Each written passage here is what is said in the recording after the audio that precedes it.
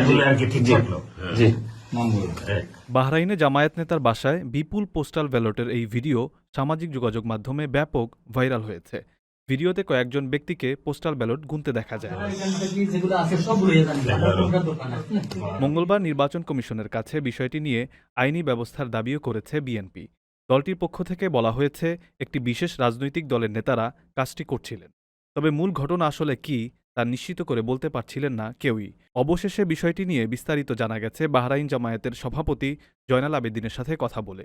তিনি প্রবাস টাইমকে জানান, টোটাল গালফে তো হচ্ছে মানুষজন যারা আমাদের বাংলাদেশে থাকেন ওনারা সবাই হচ্ছে শ্রমিক।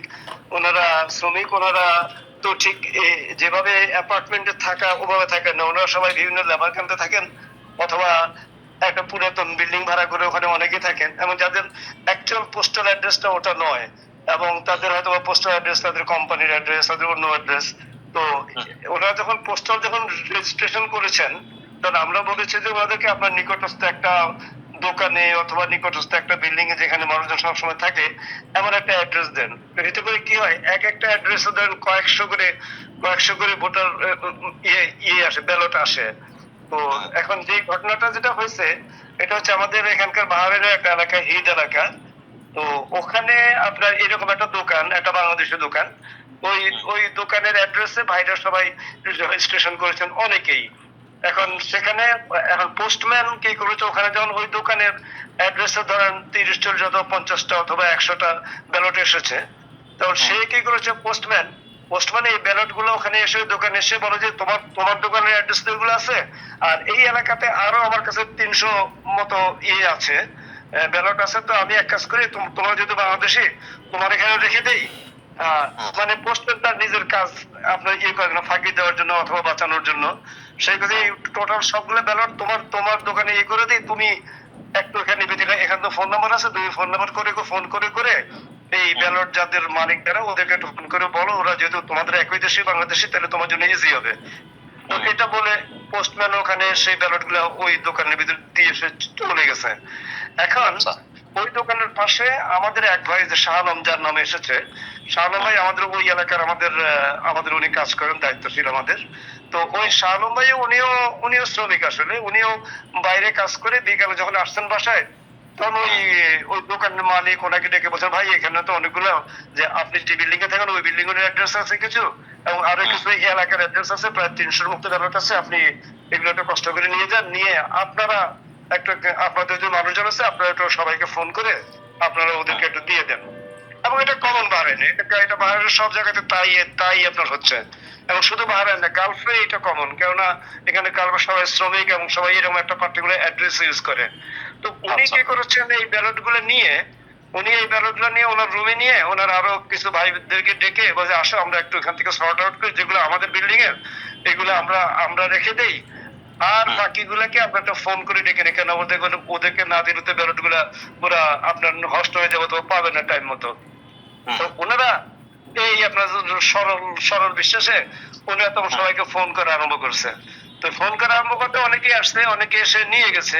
তখন এই ফোন করা ব্যক্তিদের ভিতরে 1-2 জন ব্যক্তি ছিল যারা হচ্ছে এখানকার লোকাল বিএনপির সাথে সম্পর্কিত।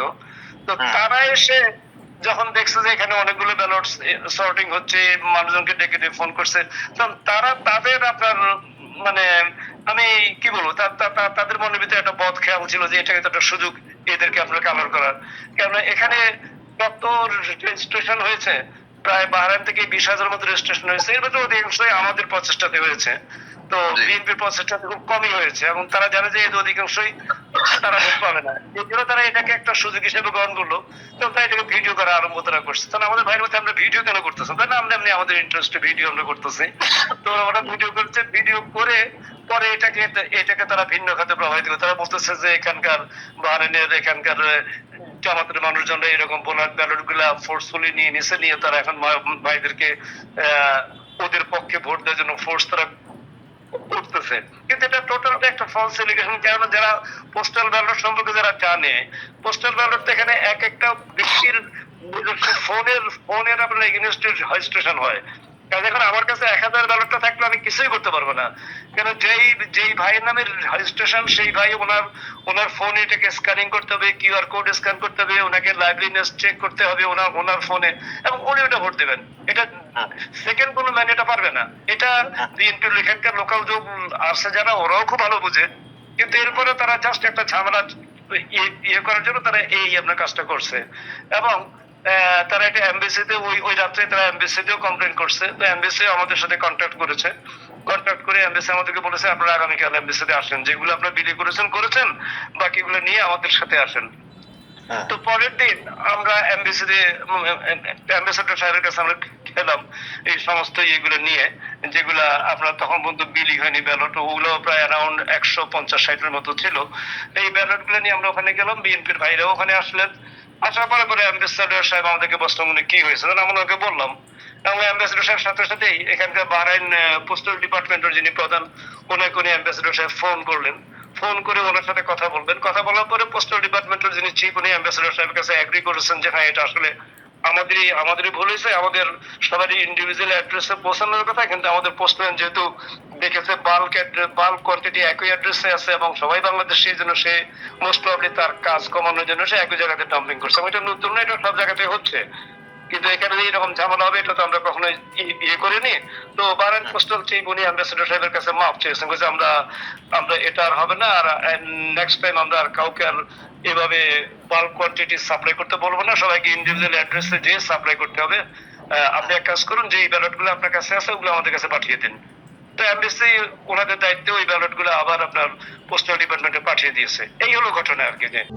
প্রবাসীদের জন্য নির্মাণ হচ্ছে দেশের প্রথম স্মার্ট সিটি, যেখানে থাকছে স্কুল, মসজিদ, হাসপাতাল, সুইমিং পুল, হেলিপ্যাড, পাঠাগার, জিম, সুপারমার্কেট, শিশু পার্ক সহ সকল নাগরিক সুবিধা।